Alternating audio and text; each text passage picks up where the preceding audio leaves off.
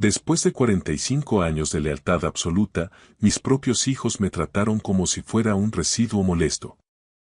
En el instante en que Elena, mi esposa, exhaló su último suspiro, el barniz de decencia de la familia Villarreal se desmoronó por completo. Me arrojaron un sobre desgastado directamente al rostro y rugieron con un desprecio que me heló la sangre. Nunca fuiste parte de esta familia, solo eras ayuda doméstica no remunerada. Lárgate de esta casa y no te atrevas a volver jamás. Fui traicionado y expulsado de mi propio hogar con una amargura que no cabe en las palabras.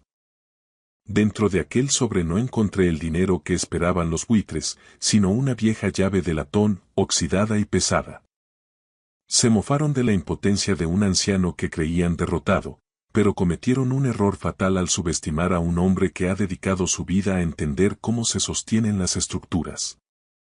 Me alejé de ellos en un silencio sepulcral, no para huir como un cobarde, sino para poner en marcha un plan de justicia que jamás podrán olvidar. Hola y bienvenidos a esta historia de traición y redención. Antes de descubrir por qué Elena me dejó una llave oxidada después de casi medio siglo a su lado, os pido que le deis a me gusta, os suscribáis al canal y me contéis en los comentarios desde qué parte del mundo nos estáis siguiendo.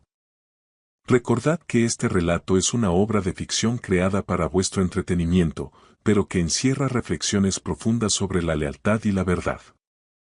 El aire en el despacho de Álvaro Preciado no solo olía a caoba cara, sino a una fría calculada finalidad. Me senté en un sillón de cuero de respaldo alto, sintiendo que aquel mueble era más un banquillo de acusados que el asiento para una lectura de testamento. Soy Rafael Hernández, tengo 71 años y soy un inspector de puentes jubilado. Mis manos aún conservan los callos de toda una vida dedicada a verificar la integridad estructural de las grandes obras de España, pero en esa sala, rodeado de tiburones, me sentía tan frágil como un plano de papel en medio de una tormenta atlántica. Elena se había ido hacía apenas 2 semanas, y el pesado silencio del despacho parecía estar midiendo centímetro a centímetro mi valor real. Álvaro Preciado, un abogado especializado en derecho marítimo con una voz que recordaba al sonido de piedras triturándose, sostenía el sobre de color crema que estaba a punto de desmantelar mi mundo. Me observó con una lástima profesional que me revolvió el estómago. Junto al ventanal que daba a los tejados señoriales de Madrid estaba Gabriel Villarreal, de 58 años, con la postura arrogante de quien ya se siente dueño de todo el skyline de la capital. A su lado, Leonor Villarreal, de 56 años, impecable en un traje de diseño que costaba más que mi furgoneta, golpeaba una uña perfecta contra la mesa. Sus ojos eran tan gélidos como las marcas de lujo que gestionaba en la Milla de Oro. Mateo Villarreal, a sus 54 años, no dejaba de mover la pierna con la energía nerviosa de un analista de fondos de inversión atrapado en una operación perdedora. Por último, Sofía Villarreal, la menor con 52 años, revisaba su reflejo en el iPhone con una indiferencia practicada, con la mente más puesta en su próximo complejo turístico en la Costa del Sol que en el hombre al que estaba a punto de dejar en la calle. Álvaro se aclaró la garganta y comenzó a desglosar el patrimonio de 16 millones de euros de mi esposa. Mi corazón golpeaba mis costillas mientras enumeraba propiedades en Sotogrande, acciones y activos líquidos, todos repartidos entre las 4 personas que me habían ignorado sistemáticamente durante décadas. Entonces llegó el colapso. Álvaro leyó la cláusula sobre mi estatus legal. El testamento de Elena clasificaba oficialmente nuestros 45 años de matrimonio como servicio doméstico. ¿Habéis sentido alguna vez que el suelo se vuelve líquido? Mientras ellos me veían ahogarme, me describieron como personal de casa que había sido adecuadamente compensado durante su estancia. La ley se convirtió en un escalpelo para estirparme de su árbol genealógico. Gabriel soltó una carcajada seca. Dijo que 45 años era demasiado tiempo para ser un mayordomo gratis. Álvaro me deslizó un sobre marrón desgastado. Mi única herencia. 2 palabras. Compensación adecuada. Todo mi pasado se esfumó. El insulto era un peso físico insoportable. Gabriel me exigió que terminara pronto porque tenían un vuelo privado hacia Ibiza. Sofía, con una sonrisa que era puro veneno, dejó sobre la mesa la tarjeta de una residencia de la Seguridad Social de mala muerte, deslizándola hacia mí como si fuera una limosna. Gabriel se inclinó y me susurró al oído que él mismo presionó a los abuelos hace décadas para blindar los fideicomisos y asegurarse de que yo jamás viera un céntimo. Salieron del despacho como un muro unificado de codicia para celebrar su victoria. Al quedarme solo, sentí que el sobre en mi mano pesaba más que el papel, algo metálico tintineó en su interior. Apreté el volante de mi vieja furgoneta de hace 20 años hasta que mis nudillos blanquearon. Conducía por las calles del barrio de Salamanca con un entumecimiento absoluto, deteniéndome ante la mansión que había sido mi hogar. Aquella estructura de piedra y cristal se cernía sobre mí como un monumento ajeno. Entré por la puerta principal, escuchando cómo mis pasos resonaban en el mármol del vestíbulo con un sonido hueco y desolador. Me refugié en mi pequeña biblioteca, mi santuario de libros viejos olor a cera para suelos. Con manos temblorosas, abrí el sobre y, en lugar de un cheque miserable, cayó una pesada llave de latón deslustrada. Golpeó el escritorio con un eco sordo. Había una nota con la caligrafía elegante y evocadora de Elena. Ve a la isla de Ons, decía. Confía en mí una última vez. La isla de Ons era un lugar que Elena mencionaba solo de pasada, justificando sus misteriosos retiros espirituales que tomaba cada tercer fin de semana desde hacía 40 años. Nunca sospeché nada, pero en ese momento comprendí que no eran retiros, sino viajes secretos a un lugar que había ocultado incluso para mí. La luz del atardecer madrileño proyectaba sombras alargadas sobre mis herramientas.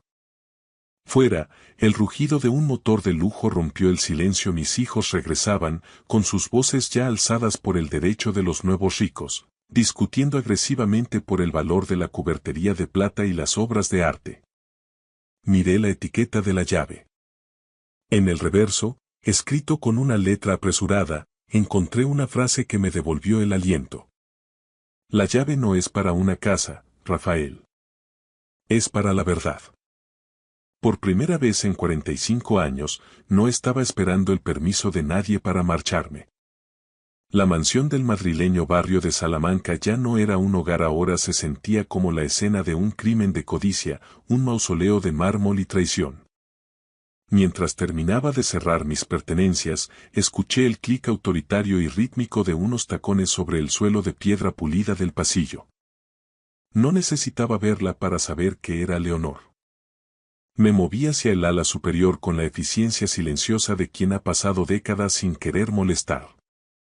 No toqué las reliquias familiares, ni el arte abstracto que Elena compraba en galerías exclusivas de la calle Jorge Juan. En su lugar, empaqué mis viejas herramientas de inspector de puentes. Los calibres de acero, los niveles y las cintas métricas que habían sido mis únicos compañeros leales durante mi vida laboral. Esas herramientas tenían más alma que cualquier habitante actual de esta casa. Estaba doblando con cuidado una vieja camisa de franela cuando Gabriel y Leonor irrumpieron en la habitación. No venían solos, los acompañaba una tasadora de traje gris marengo que ya estaba apuntando con una cinta métrica digital a las molduras del techo. Me ignoraron por completo. Hablaban de mí en tercera persona, como si yo fuera una pieza de mobiliario obsoleta que estorbaba en el inventario. Leonor señaló mi cómoda de caoba, comentando con voz gélida que los muebles del servicio debían ser enviados al punto limpio de inmediato para no contaminar la nueva decoración. Gabriel se apoyó en el marco de la puerta con una sonrisa de suficiencia. Murmuró algo sobre vaciar toda el ala norte, afirmando que el olor a viejo y tabaco barato estaba tan impregnado en las paredes que solo una reforma integral podría salvar el valor de mercado de la propiedad. Ignoré el sabor acre de la amargura en mi garganta. ¿Todavía sigues aquí, Rafael? Preguntó Gabriel con una falsa sorpresa que me produjo náuseas. Pensé que el camión de mudanzas que mencionó Álvaro era para llevarse tu ego, pero parece que te gusta quedarte donde no te quieren, como una mancha que no sale con lejía. No le di la satisfacción de una sola palabra. Cerré mi maleta, dispuesto a cruzar el umbral del desprecio. Pero al intentar apagar la luz de la mesilla, un pitido digital agudo resonó desde el pasillo. Clic. Me di cuenta de que Gabriel ya había modificado los códigos del sistema de seguridad de Prosegur. Me estaban borrando de mi propia historia incluso antes de que mis pies tocaran la acera. Pasé las siguientes horas en una pequeña habitación de invitados, esperando a que la noche madrileña se volviera cerrada y oscura. A las 4 de la madrugada, bajé la gran escalera de caracol con la cautela de un ladrón en su propia casa. Al llegar al vestíbulo principal, encontré a Gabriel sentado en un sillón orejero, a oscuras, con una copa de coñac de 1000 euros en una mano y sosteniendo el jarrón de cristal de la granja, el favorito de Elena, a la luz de la luna que entraba por el ventanal. ¿Te vas tan pronto, padre?, preguntó con una voz ronca por el alcohol. Ni siquiera te has despedido de la cubertería de plata de la abuela. Me detuve frente a la pesada puerta de madera. Quédate con la plata, Gabriel, le solté sin concederle el honor de mirarle a la cara. Vas a necesitar cada moneda para intentar recomprar el alma que has perdido esta noche. Salí hacia mi vieja furgoneta. El rugido áspero del motor diésel fue mi primer grito de libertad en décadas. Al cruzar las pesadas puertas de hierro de la finca por última vez, vi un coche oscuro aparcado bajo una farola fundida. En el espejo retrovisor, 2 faros fríos comenzaron a seguirme, manteniéndose a una distancia prudencial mientras ponía rumbo hacia la A6 en dirección a la costa gallega. En ese momento lo comprendí. Mis hijos no se conformaban con arrebatarme el pasado, también pretendían cercenar mi futuro. Pisoteé el pedal, navegando por las curvas de las Rías Baixas mientras el aire salitroso empezaba a filtrarse por las rejillas de ventilación. La paranoia me quemaba el pecho. Los faros seguían allí, constantes, como una sombra burlona. Llegué al muelle de Portonovo justo cuando la rampa de acero del ferry de naviera Mar de Ons golpeaba el hormigón. Escaneé la zona y localicé el todoterreno negro que se había pegado a mi parachoques durante los últimos 80 kilómetros. Hoy no, buitres, masqué entre dientes.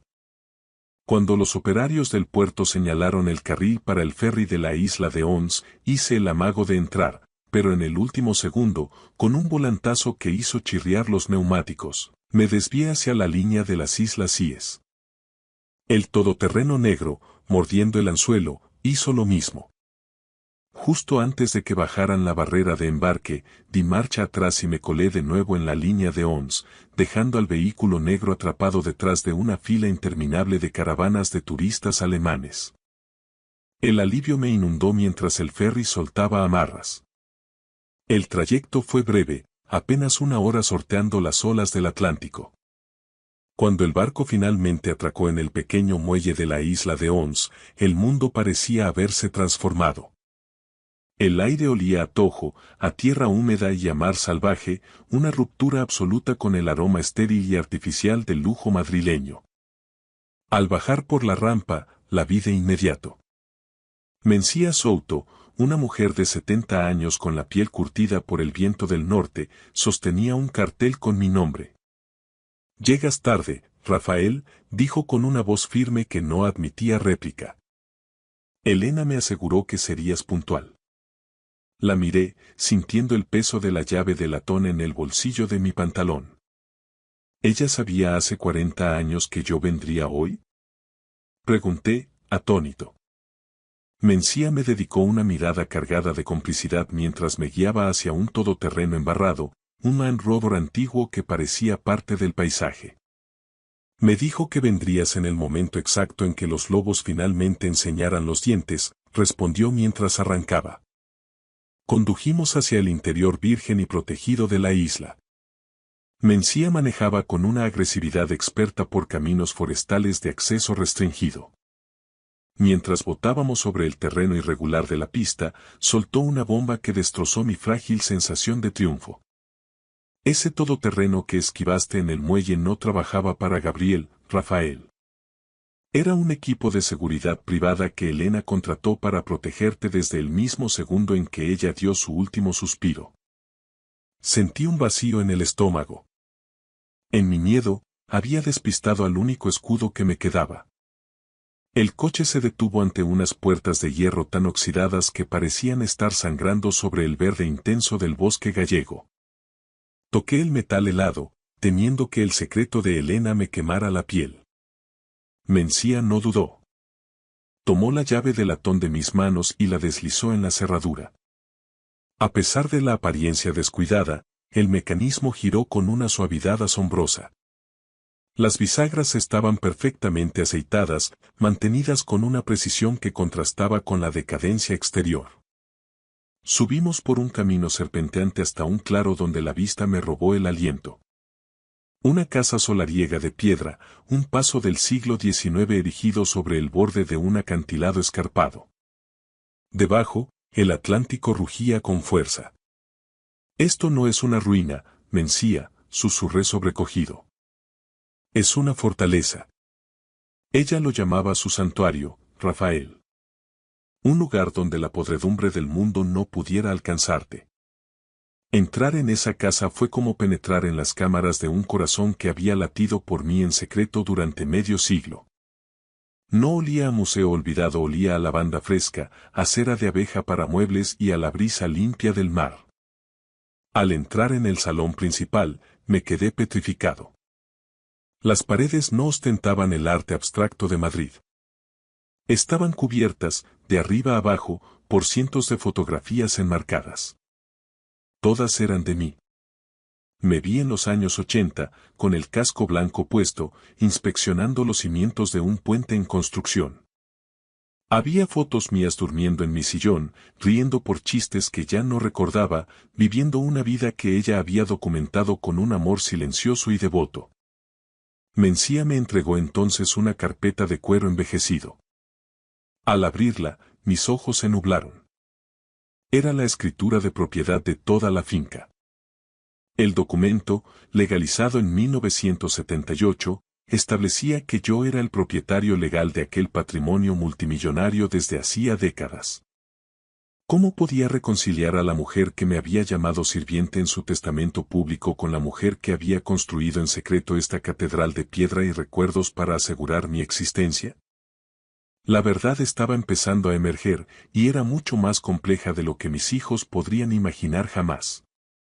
Me acerqué a la chimenea de piedra caliza, donde una fotografía de gran formato ocupaba el lugar de honor en la repisa. Era una instantánea espontánea de Elena y yo, tomada en el verano de 1986. Estábamos en una terraza frente al Mediterráneo, sonriendo, apoyados el uno en el otro con una intimidad tan tangible que sentí su recuerdo como un puñetazo directo en las costillas. Mis ojos, sin embargo, se desviaron hacia otra foto, una mucho más reciente, de hace apenas 3 meses. Estaba tomada a través de una de las ventanas de nuestra casa de Madrid, una que yo siempre creía cerrada a cal y canto. Alguien me había estado observando y documentando mi vida, incluso en mis momentos de mayor soledad. Mencía sacó de su bolsillo una segunda llave. A diferencia de la anterior, esta estaba pulida como un espejo, resplandeciendo bajo la luz de las lámparas de aceite. Esta es la última pieza del engranaje, Rafael, dijo en un susurro cargado de solemnidad. El resto de la historia queda a solas entre tú y las cartas. Subí las escaleras de madera de castaño, que crujían bajo mi peso con una familiaridad reconfortante, casi como si la casa me estuviera saludando. Me detuve ante la pesada puerta de roble del estudio principal. Tenía la extraña certeza de que, al girar esa llave, terminaría de morir el hombre que yo creía haber sido durante las últimas 4 décadas. Al entrar, me quedé sin aliento. Los registros que llenaban las estanterías de esta sala no abarcaban todo nuestro matrimonio, comenzaban con una precisión quirúrgica en julio de 1986. Ese fue exactamente el mes en que recibí mi ascenso a inspector jefe de puentes en el Ministerio de Fomento. Siempre lo recordé como el mayor hito de mi carrera, el día que celebramos con una cena lujosa, sin sospechar ni por un segundo que aquel ascenso fue el detonante de una maniobra defensiva que duraría décadas. 3 paredes del estudio estaban forradas con archivadores idénticos y sobresellados con lacre, un archivo monolítico de una vida vivida en paralelo a la mía, una sombra constante de la que yo no sabía nada. Estaban organizados con una precisión clínica, desde aquel fatídico verano del 86 hasta marzo de 2026. Había exactamente 480 cartas. Una por cada mes que Elena había pasado mostrándose fría, distante y aparentemente indiferente a mi existencia. En el centro del escritorio de caoba descansaba un sobre de color crema. La caligrafía firme y elegante de Elena rezaba: «Lee esto primero». Al romper el sello de lacre rojo, un aroma que no había percibido en décadas, el perfume cítrico y suave que usó el día de nuestra boda, emanó de las páginas, inundando la estancia. Dentro del sobre había algo más que una confesión escrita. Mis dedos rozaron una tarjeta microt y un pergamino doblado que revelaba un mapa detallado de los sensores de seguridad ocultos de la finca y del sistema de vigilancia que ella misma había financiado. Elena no solo me había dejado un diario personal, me había legado un centro de mando estratégico. Desplegué la carta con manos temblorosas. Mi corazón martilleaba contra mi pecho. La primera línea no pedía perdón, ofrecía una disculpa por mi propia supervivencia.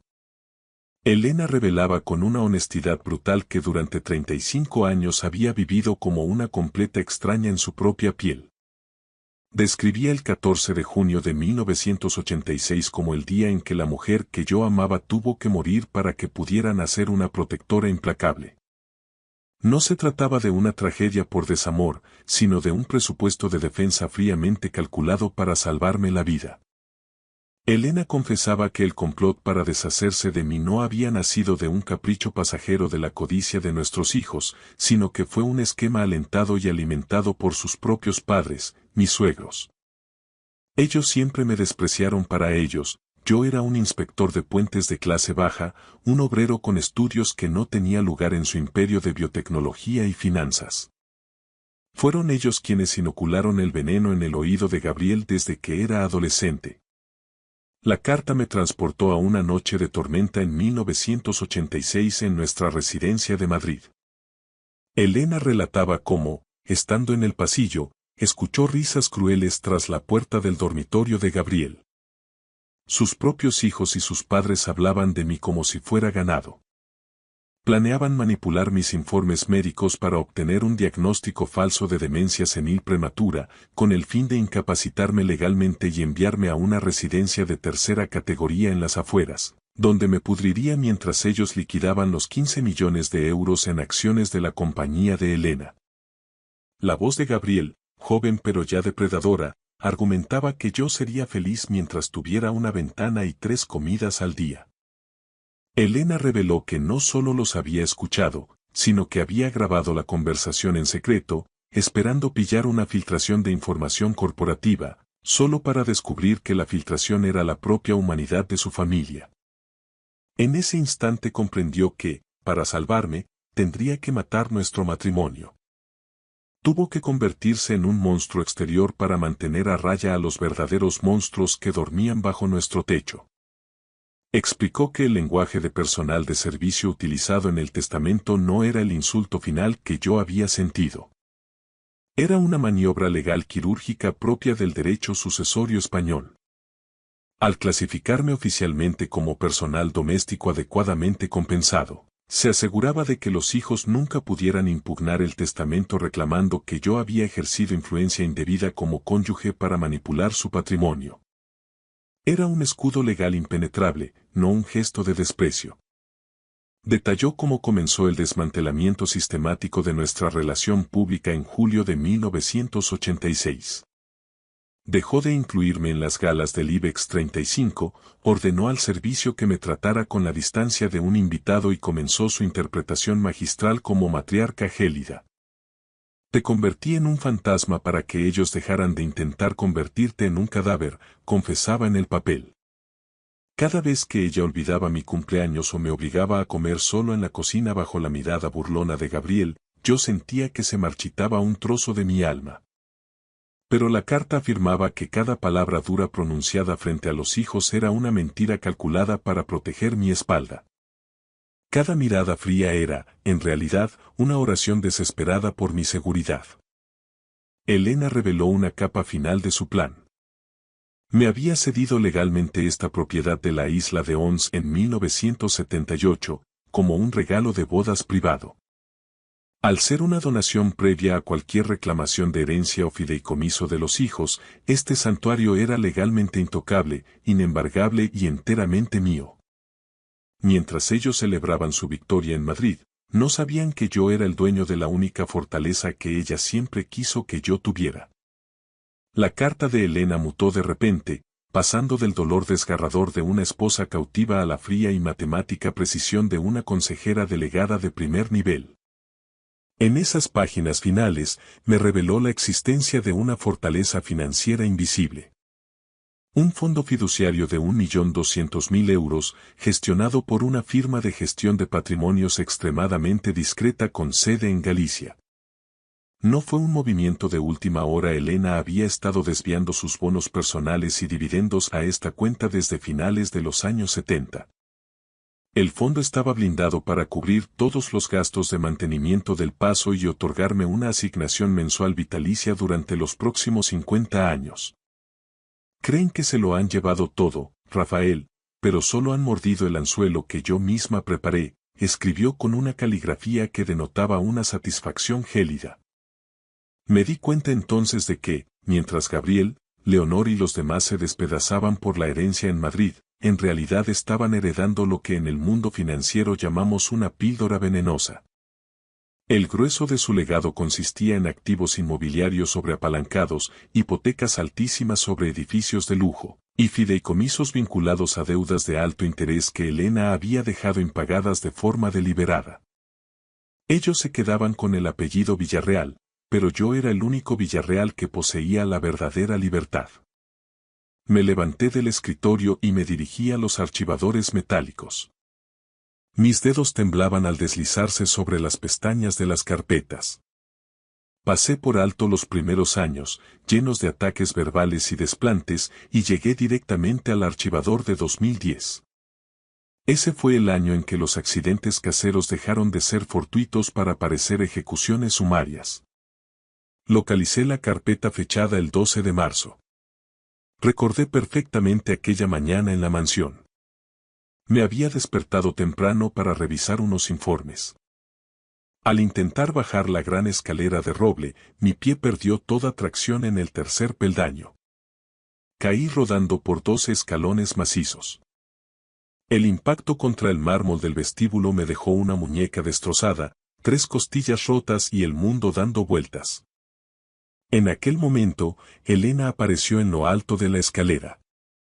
Me miró desde arriba con una indiferencia que me dolió más que las costillas. «Te estás haciendo viejo, Rafael», dijo sin moverse.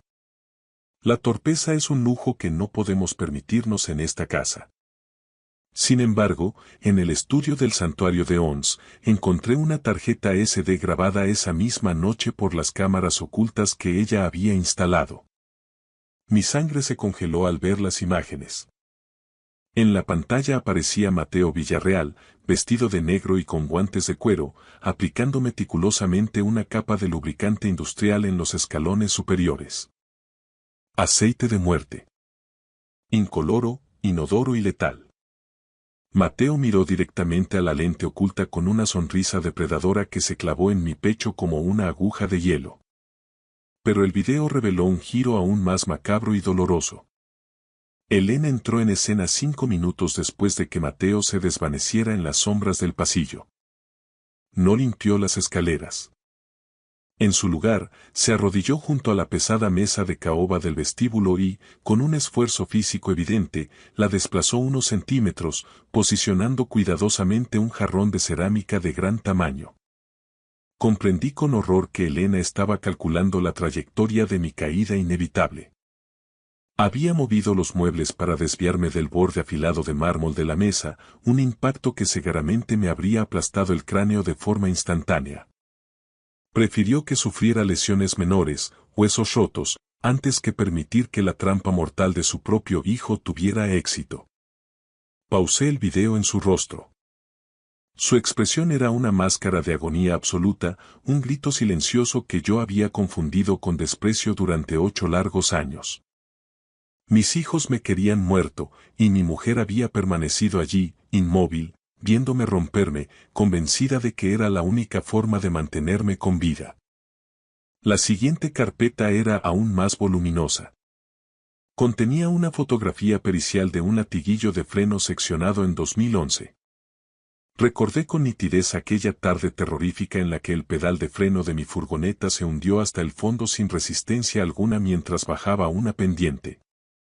Elena apareció poco después con un abogado y una evaluación psiquiátrica fría para la Policía Nacional. Les dijo a los agentes, delante de mí, que yo estaba sufriendo episodios graves de demencia senil y que ya no se me podía confiar el volante de un vehículo. Ahora, con la verdad sobre el escritorio, comprendía que aquello no era una humillación pública para destruirme, sino su manera radical de quitarme de la carretera para que mis hijos no pudieran volver a intentar asesinarme simulando un accidente de tráfico. Cada acto de crueldad aparente había sido una capa de blindaje. La carta final de Elena, la número 480, terminaba con una instrucción simple pero devastadora en su sencillez. Sé libre, Rafael. He pagado el precio de tu libertad con mi propio infierno. No dejes que su codicia gane la última batalla. Me dejé caer en el suelo de madera de castaño, apoyando la espalda contra el escritorio que aún guardaba el aroma de Elena. Me sentía libre. Pero no era una libertad física, de la casa o de los hijos, era una liberación de la gran mentira que había vertebrado mi existencia. 35 años creyendo que era una carga molesta, un mayordomo tolerado, un error en la genealogía de los Villarreal. Todo ese peso se disolvió en el aire salino de la isla. Sin embargo, la paz en Ons dura lo que tarda en cambiar el viento. De repente, una alerta sonora rasgó el silencio del estudio. Un aviso del sistema de seguridad perimetral. En la pantalla táctil apareció un punto de GPS. Un monovolumen de alquiler que acababa de desembarcar del último ferry de la tarde. Los buitres habían aterrizado en la isla, pero esta vez no buscaban un festín. Venían, aunque aún no lo sabían, a suplicar por sus vidas. Mencía me llamó por el intercomunicador desde la entrada de la finca. Confirmó que Gabriel, Leonor, Mateo y Sofía habían bajado del vehículo. Me describió una escena patética. Parecían frenéticos, desaliñados, con el barniz de la elegancia madrileña agrietado por la realidad de sus cuentas bancarias congeladas y sus tarjetas de crédito rechazadas en los hoteles de lujo.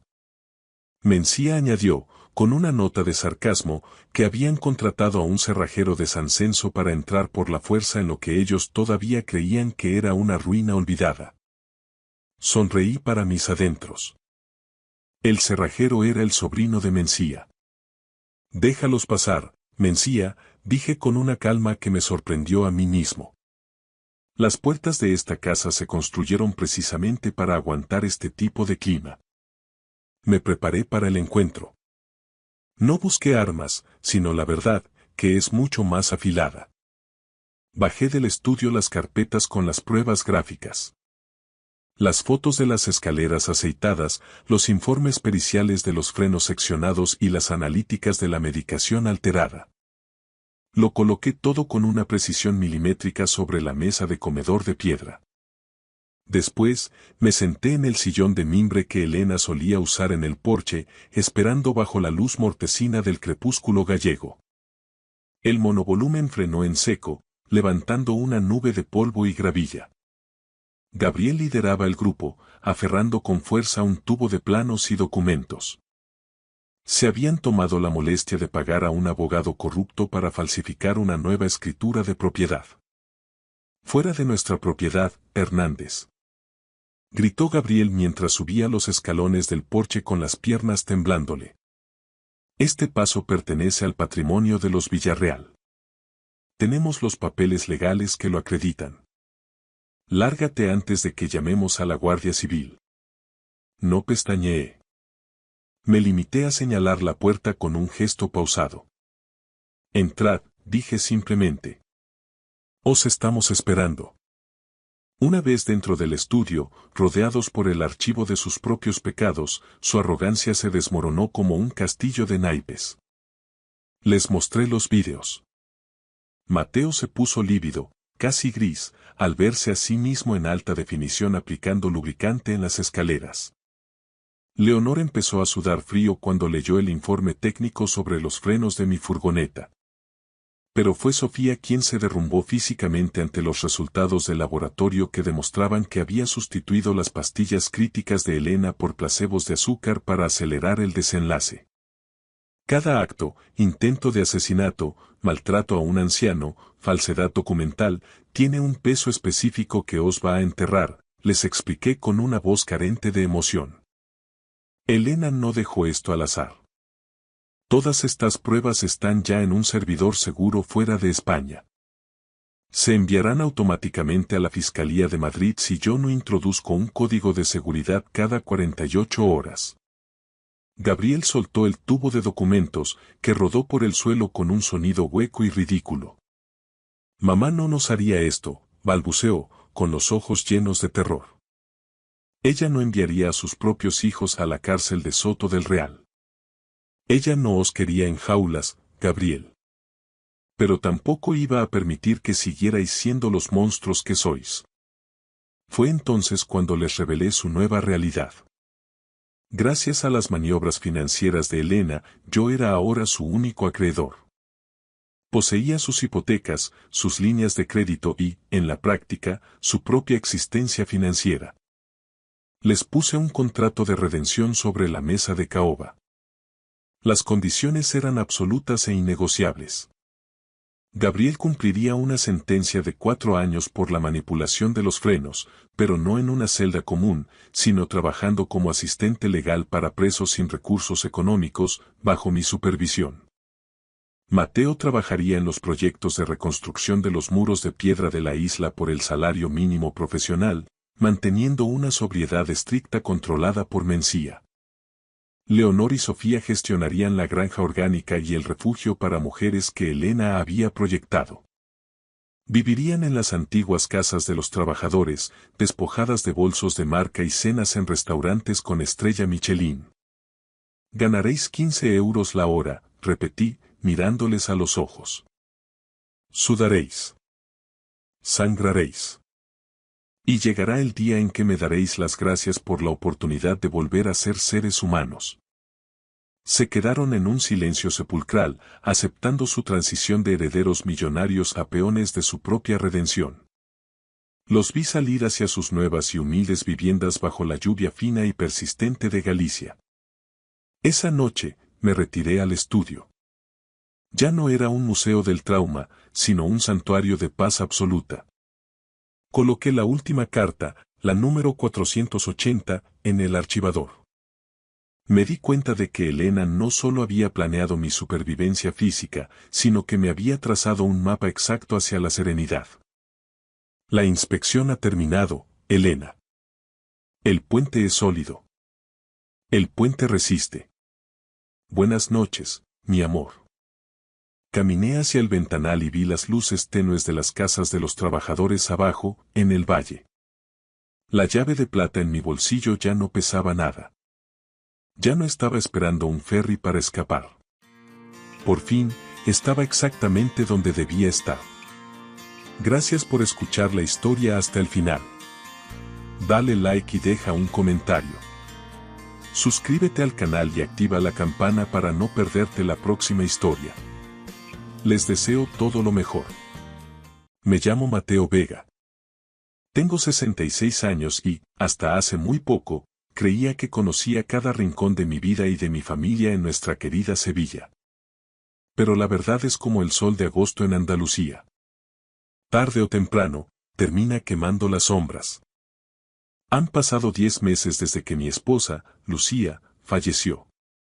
Ella no era solo mi compañera, era una abogada de prestigio que dedicó 23 años de su vida a proteger los intereses de los ancianos de nuestro barrio en su despacho de Triana.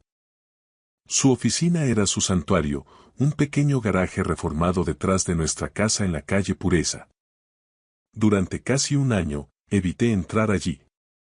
Cada vez que pasaba por delante, me parecía ver su reflejo en el cristal, con sus gafas de lectura y rodeada de expedientes jurídicos.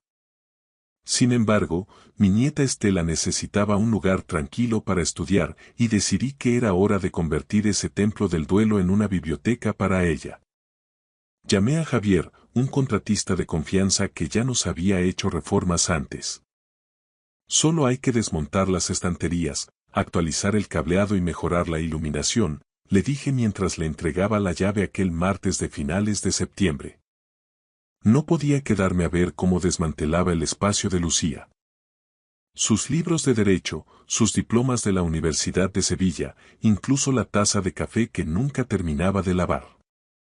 3 horas después, mi móvil sonó. Era Javier. Su voz sonaba tensa. Sr. Vega, tiene que venir a ver esto. Pero no venga solo. Traiga a sus hijos. Mi corazón dio un vuelco. Cuando llegué, Javier estaba junto a la estantería del muro este, esa que Lucía encargó a medida en 2001. La había desplazado hacia adelante. Se movía con demasiada facilidad, me explicó. Detrás, oculta en el muro, había una pequeña caja fuerte digital de acero cepillado. Me quedé solo en el despacho. El aire todavía olía ligeramente a su perfume. Lucía nunca mencionó una caja fuerte, pero después de 44 años de matrimonio, conocía sus patrones. Probé con nuestras fechas especiales. El código de nuestro aniversario de bodas hizo clic. 15-06-81. Al abrirla, encontré un lápiz de memoria USB, un sobre de color manila sellado y una pila de documentos con nombres subrayados de personas que conocía de la ciudad. El sobre tenía mi nombre escrito con su letra precisa. Para Mateo. Leer a solas primero. Mis manos temblaban tanto que tuve que apoyarme en su escritorio para abrirlo. Dentro había una carta de 3 páginas. La primera línea me robó el aliento. Mi querido Mateo, si estás leyendo esto, es que ya no estoy. Y has encontrado lo que he estado ocultando durante 3 años. 3 años. Ella cargó con este secreto mientras el cáncer consumía su vida. Le pedí a Javier que se marchara. Él asintió con respeto y cerró la puerta, dejándome a solas con las últimas palabras de mi esposa. La luz del atardecer se filtraba por las persianas, proyectando sombras alargadas sobre la mesa donde Lucía pasó tantas noches revisando casos. Diego no es quien pensamos que es, decía la carta. Mi pecho se apretó. Diego, nuestro hijo mayor, el exitoso, el que trabajaba en la zona financiera de Madrid, de quien me había sentido orgulloso durante 44 años.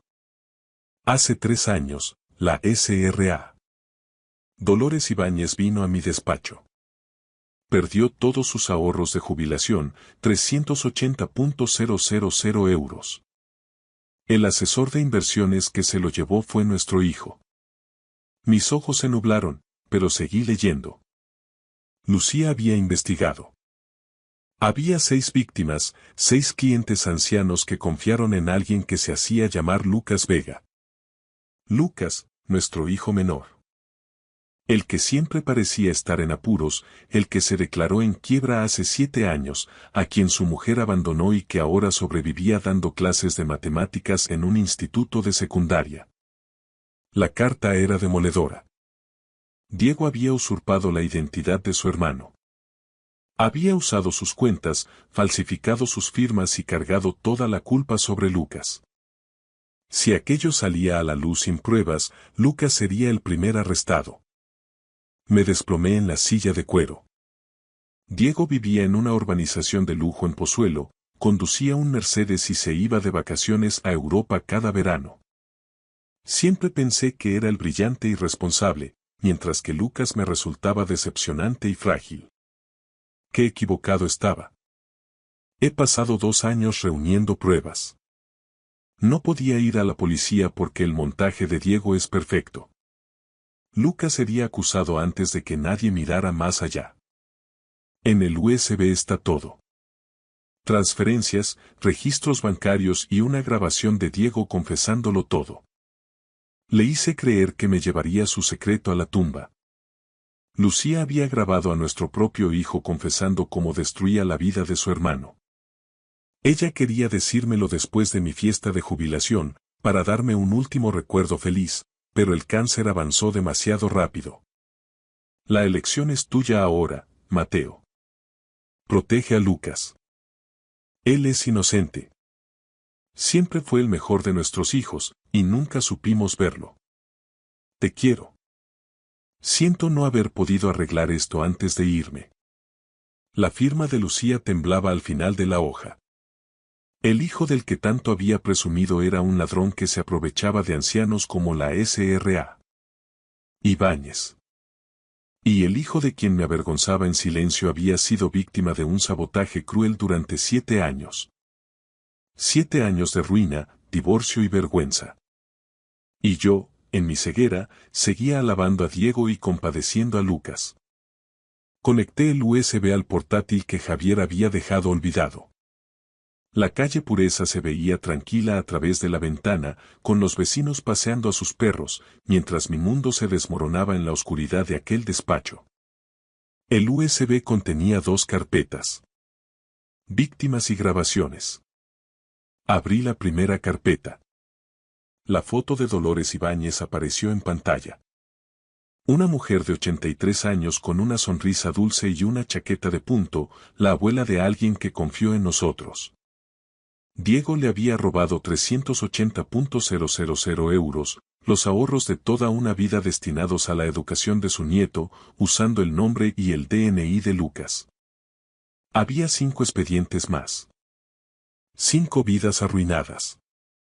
Luego, hice clic en las grabaciones.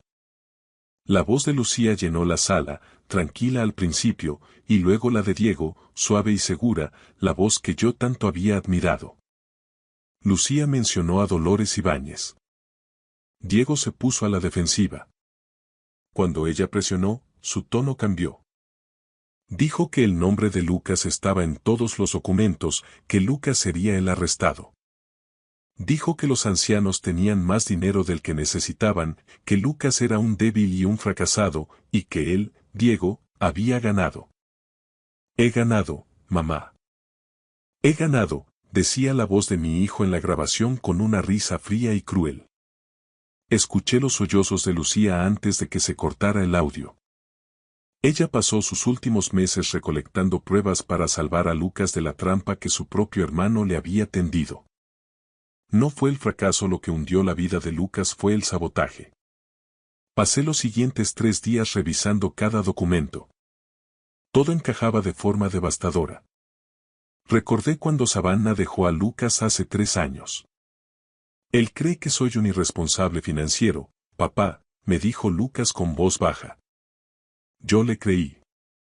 Le dije a Lucía que los problemas de Lucas eran culpa suya por no saber administrar el dinero.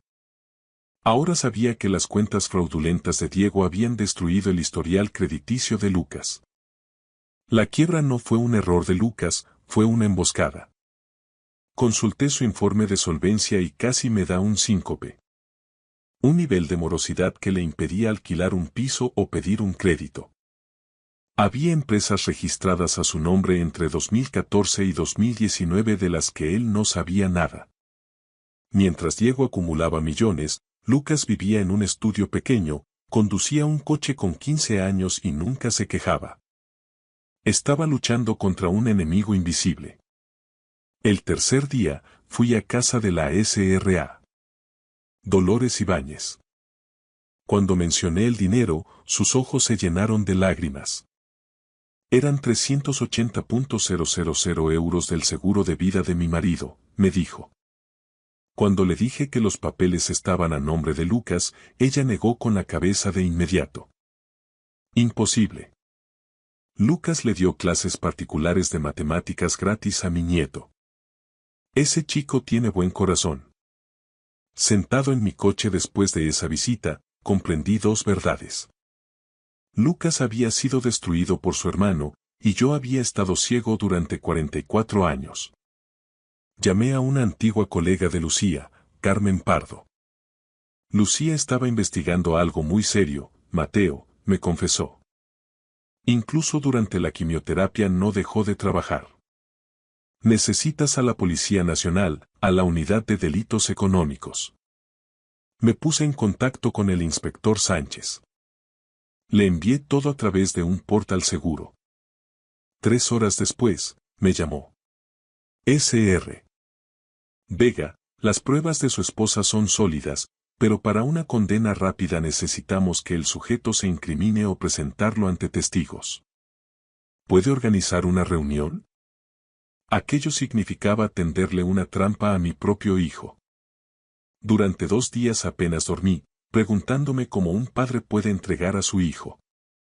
Pero luego pensaba en Lucas, en su vida destrozada, en su hija Estela creciendo mientras yo miraba hacia otro lado. Pensé en Lucía muriendo mientras luchaba por la justicia. Justicia para Lucía. Protección para Lucas. Verdad para Estela. El sábado por la mañana envié un mensaje al grupo de WhatsApp familiar. He encontrado algo de vuestra madre durante la reforma. Afecta a su herencia y a la familia. Os necesito a los dos aquí el sábado a las 14. Es importante. Lucas respondió de inmediato. Allí estaré, papá. ¿Va todo bien? Diego tardó 45 minutos. Papá, tengo una reunión en Madrid. No puede esperar. No, escribí. A las 2. Sobre vuestra madre. No faltes. Llegó el sábado, gris y frío. Me vestí con la camisa azul que Lucía siempre decía que resaltaba mis ojos. Me puse su anillo de bodas en una cadena alrededor del cuello, sentía que la traía conmigo. A las 13:45 oí un coche. Lucas llegó primero con Estela. Minutos después, Diego aparcó su Mercedes de alta gama, un coche que valía lo que Lucas ganaba en 2 años de profesor. Entraron en el despacho de Lucía. Lucas se sentó en el sofá con Estela, protegiéndola. Diego se repantingó en el sillón como si fuera el dueño del lugar. Me puse tras el escritorio de Lucía, con el portátil abierto. Gracias por venir, dije con calma. Antes de morir, vuestra madre me dejó una carta. Algo que descubrió y que investigó durante 2 años mientras el cáncer la mataba. Lucas me miró confundido. Hablo de fraude, de robo y de usurpación de identidad, dije levantando la carta. Vuestra madre descubrió que 6 clientes perdieron 1,8 millones de euros a través de cuentas abiertas a nombre de Lucas. La habitación se quedó en silencio. ¿Qué? Eso es imposible, susurró Lucas. Sé que tú no fuiste, dije mirando a Diego. Pero alguien usó tu nombre, tu DNI y falsificó tus firmas para que tú cargaras con la culpa. Diego se levantó de golpe. Papá, mamá estaba muy medicada al final. No pensaba con claridad. Siéntate, dije con una autoridad que me sorprendió. Vuestra madre tuvo la lucidez suficiente para grabar conversaciones. Giré el portátil y pulsé play. La voz de Lucía llenó la sala. Diego, tenemos que hablar. Dolores Ibáñez perdió 380.000 euros. La respuesta de Diego en la grabación fue cínica. Mala suerte. Volatilidad del mercado. Y luego. El nombre de Lucas está en todo. Él irá a la cárcel, no yo. Estela empezó a llorar en silencio. Lucas estaba petrificado. Mi quiebra. Susurró Lucas. Mi divorcio. Fuiste tú. Savannah me dejó porque creía que yo era un desastre. No pude pedir un préstamo cuando Estela necesitó aquella operación de urgencia. Pensé que era culpa mía. Y fuiste tú, dijo Lucas con la voz rota, mirando a su hermano. Destruiste mi vida y dejaste que yo creyera que me lo merecía. Diego se puso en pie con una sonrisa burlona. ¿Y qué vas a hacer, papá? ¿Vas a entregar a tu propio hijo? Miró con suficiencia, convencido de que yo elegiría la sangre antes que la justicia. Se equivocaba. Nunca conoció realmente a su madre, ni a mí. Sí, dije en voz baja. Lo haré. La sonrisa de Diego desapareció. He ganado yo. Gritó perdiendo los papeles. Esos viejos tenían más dinero del que necesitaban. Yo he construido una carrera millonaria mientras tú das clase por 2.000 euros al mes. Abrí la puerta del despacho. El inspector Sánchez entró seguido de 2 agentes. Diego Vega, dijo el inspector, queda usted arrestado por fraude bancario, usurpación de identidad y estafa a personas mayores. Diego se puso pálido. Papá, no puedes hacerme esto. Soy tu hijo. Dejaste de ser mi hijo cuando robaste a ancianos y destruiste a tu hermano, dije con la voz quebrada. Lucía lo sabía. Ella dedicó sus últimos 2 años a proteger a Lucas. He necesitado que ella muera para poder ver la verdad. Mientras se llevaban a Diego esposado, el silencio volvió a la sala. Estela me preguntó a dónde se llevaban a su tío. Ha hecho daño a mucha gente, cariño. Ahora tiene que enfrentarse a ello. Tu padre es inocente. Siempre lo fue. Abracé a Lucas.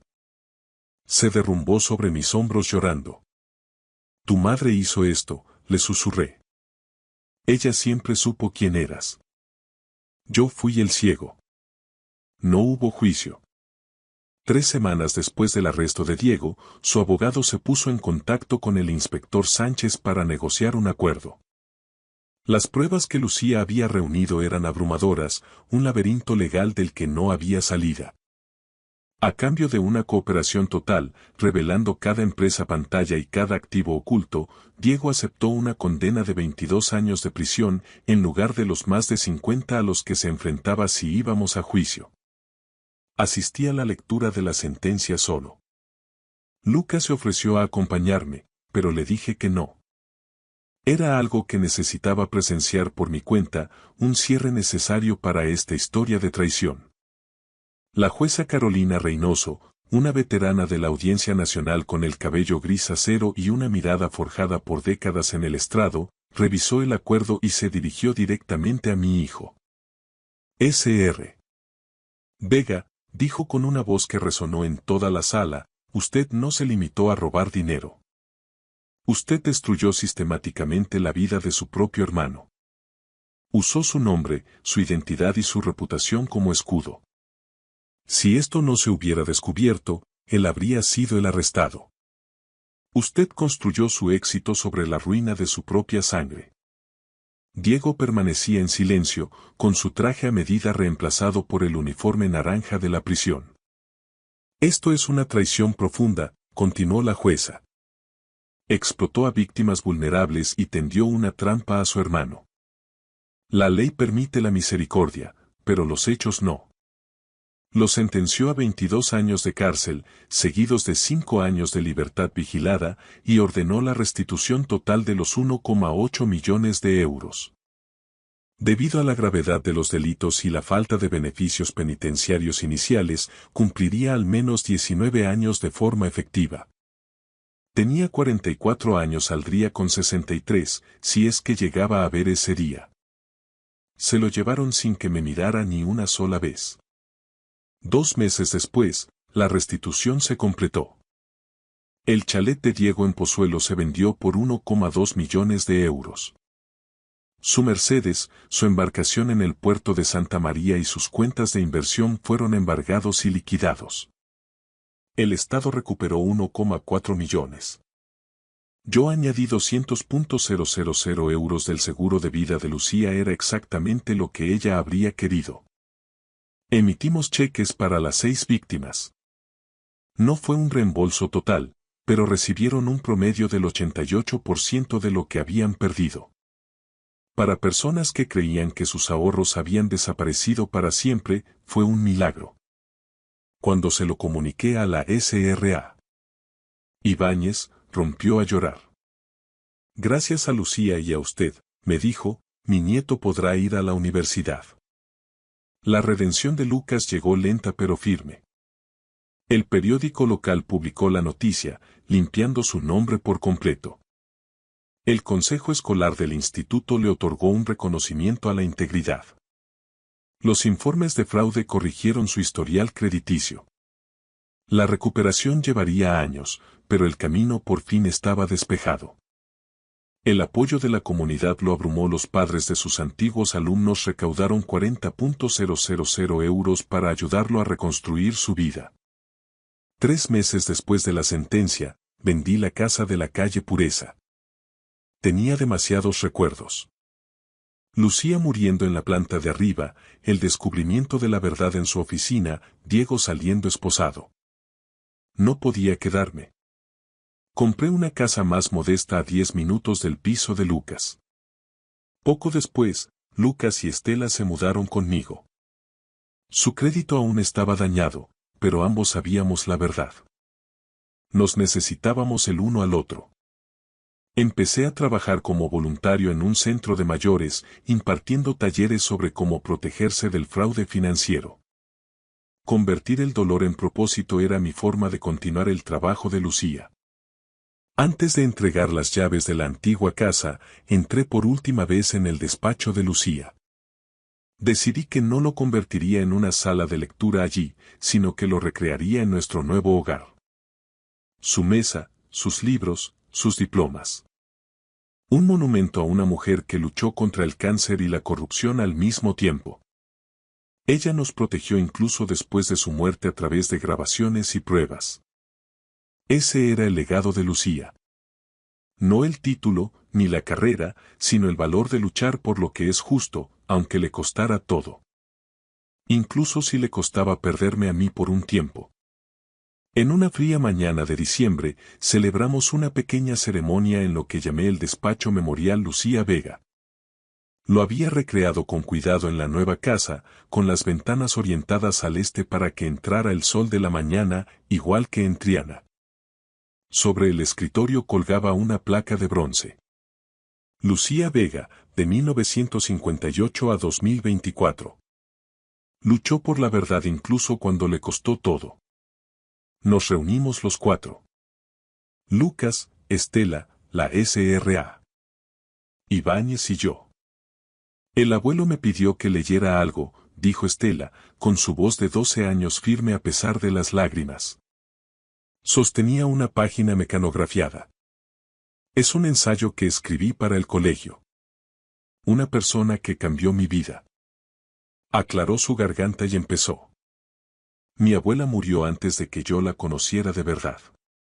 Pero este año he aprendido algo increíble. Mientras se moría, también estaba luchando. No solo contra el cáncer, sino contra el crimen. Mi tío hizo algo muy malo. Robó a ancianos y prefirió que culparan a mi padre. Durante 10 años, la vida de mi padre fue una mentira. Pero mi abuela lo sabía. Ella fue como un ángel de la guarda que salvó a mi papá incluso después de haberse ido. Ese es el tipo de persona que quiero ser. Alguien que lucha por lo correcto, aunque sea difícil. La SRA. Ibáñez se secó los ojos. Lucas abrazó a su hija con fuerza. Luego, Lucas miró la foto de Lucía y dijo con la voz quebrada. Mamá, gracias por creer en mí cuando nadie más lo hizo. Gracias por pelear una batalla que yo ni siquiera sabía que existía. Se volvió hacia mí. Papá, gracias por terminar lo que mamá empezó. Gracias por elegir la verdad. Gracias por elegirme a mí. No pude hablar. Solo estreché a mi hijo en un abrazo que llevaba 41 años de retraso. A veces me preguntan de dónde saqué las fuerzas para entregar a mi propio hijo. La verdad es que yo no lo hice, lo hizo Lucía. Ella ganó la batalla contra la corrupción y esa victoria nos sobrevivirá a todos. Diego cumple su condena en la prisión de Huelva. No lo visitamos. Hay traiciones que son demasiado profundas. Lucía me enseñó que el amor a veces significa proteger al inocente, incluso cuando el coste es altísimo. Ella no solo dejó pruebas, dejó la verdad. Y la verdad nos devolvió nuestra familia, una construida sobre la honestidad, no sobre la lealtad ciega. Afuera empezaba a refrescar.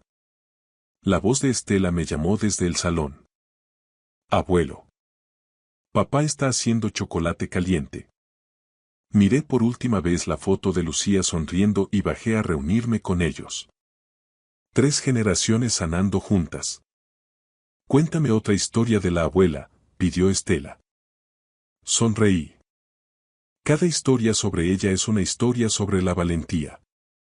Tengo 66 años y, si hay una lección que he aprendido, es esta.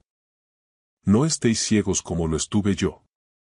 No ignoréis las señales. No favorezcáis a un hijo sobre otro. No esperéis a que alguien muera para ver su coraje. Durante 44 años pensé que conocía a mi familia, pero la vida me demostró que estaba equivocado. Pensé que sabía de qué hijo estar orgulloso, y resultó que estaba celebrando al equivocado. Pensé que mi esposa era solo una buena abogada. Ahora sé que era una guerrera. Estas historias que le cuento a Estela ahora son diferentes. Son honestas.